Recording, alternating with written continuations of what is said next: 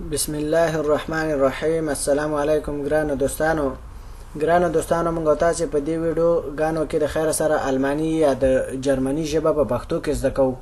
او اکثر خلک ورته ډوچ ژبه هم وایي. ښه ګران دوستانو شروع کوو د خیر سره.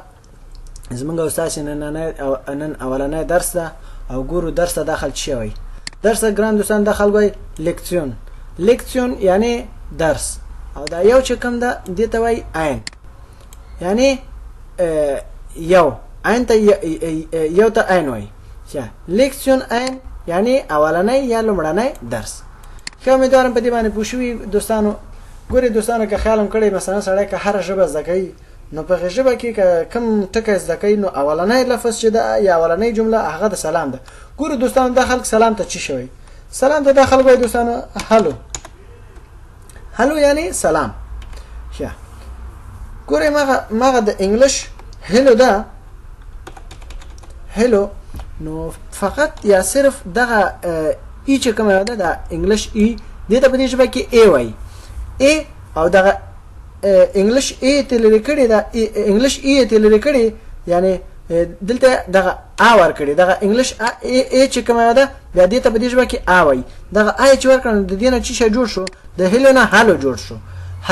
هالو یعنی سلام. سلام په هغه سی کنه یعنی کدا سی مثلا چې هلو یعنی په انګریزي کې یا په انګلیش کې سلام او کدا سی شي مثلا په جرمني کې سلام هلو. نو یعنی په المانی کې سلام هلو احمد هلو یعنی احمد ته سلام اچو هلو احمد هلو احمد مثلا احمد ته سلام اچو هلو احمد مثلا سلام احمد. دوستان دا هم ځکه اوس راکوزي لاندې دوامه جملې ته ګورئ دوستانو که چاته موږ تاسو سلام اچو یا څوک راته سلام اچي او د سلام جواب ملاو شي یعنی وعلیکم سلام نو حتما ورته وایي چې څنګه یا هغه موږ ته وایي چې څنګه کنه څنګه ته داخل شوی وایي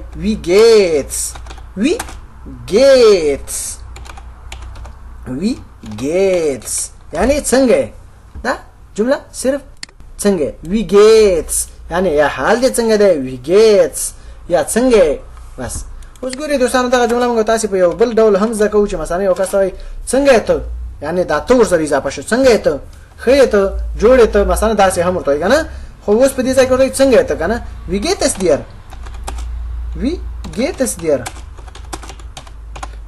دیر کنه داسې ورته وایي وی گیتس دیر یعنی څنګه ته دلته وی یعنی څنګه گیت یا خی مثلا ایس ووس دیرته یعنی ویګیتس دیر یعنی څنګه ته یعنی دا یو لفظ معنی چوکي د جملې نم جسه ګډوډي جوړیږي دوستانو. ویګیتس دیر په اسانه ډول باندې یعنی څنګه ته یا حال دې څنګه یا حال څنګه راستا. دا هم ځکه ګوري دوستانو که سړی موږ تاسو نه پښتنه وکړي چې یا موږ تاسو چا نه پښتنه وکړو مثلا که ته پښتنه وکړي کاغذ که پښتنه وکړي په هر ډول مثلا اتمن به ورته وایي کنه چې حال می ښه دی داسې ورته نه وایي چې هغه ده حال می بد ده که چا بد وي نو ورته وایي ښه ده. او که بیا مثلا بیا موږ تاسو کله ویل چې حالم بد دی نو هغه بیا وروسته نورو درسو کې راځي بیا به هغه د خیر سره په هغه ځایو کې سره زده کړو. اوس موږ تاسو حالم ښه دی ښه ته څنګه چې وایي ښه ته وایي ګوت یعنی حال می ښه دی یا ښه یم. danke یعنی مننه gut danke حال می خده یعنی یا زه خیمه gut danke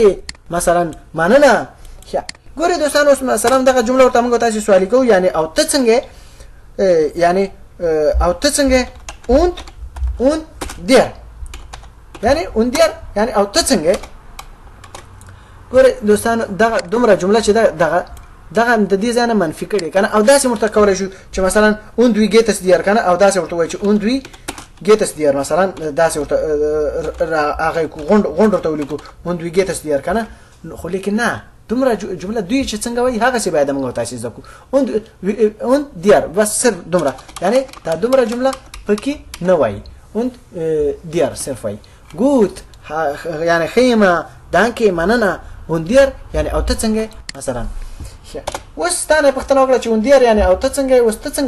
څنګه ورته وای یا څه ورته وای ورته وای به حتما ته به ورته چې زه هم خیمه کنه زه هم یعنی دغه خو چې شو مثلا خیمه کنه مثلا دا شو مننه دا شو خو اوس کته دا چې زه هم یعنی زه هم چې شي شو یا هم چنان یا هم دغه چې ته دا چې شو دته اوخ یعنی هم چنان یا همداسي یا زه هم یا مثلا څنګه چې ته خې هغه چې زه هم خیم کنه اوخ زه هم gut یعنی خ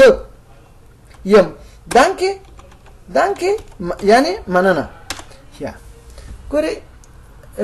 دوستانو مثلا موږ تاسو نن درس کې چې هم ذکر السلام علیکم یا سلام او مثلا ویګیتس چې یعنی څنګه یو مثلا خیمه مننه او ته څنګه مثلا هغه زه هم خیمه مننه زه به ارتبار تکرار کوم او بیا به خیر سره درس بند کو سلام هلو احمد څنګه ویګیتس څنګه ته ویګیتس دیار خیمه مننه او ته څنګه gut danke und dir زه هم خیمه مننه auch gut danke ja ګران دوستانو نن درس هم دومره یا هم دومره څوګه هم دومره څوګه هم دومره خو به هر حال بعد پوښي موږ تاسو خپل منځ کې پښتو کې غږیږو د خیر سره خیا او زه به تاسو نه خدا پامانی واخلم په دې ژبه کې خدا پامانی ته چی وای چوس وای نو زه به تاسو ته وایم چې چوس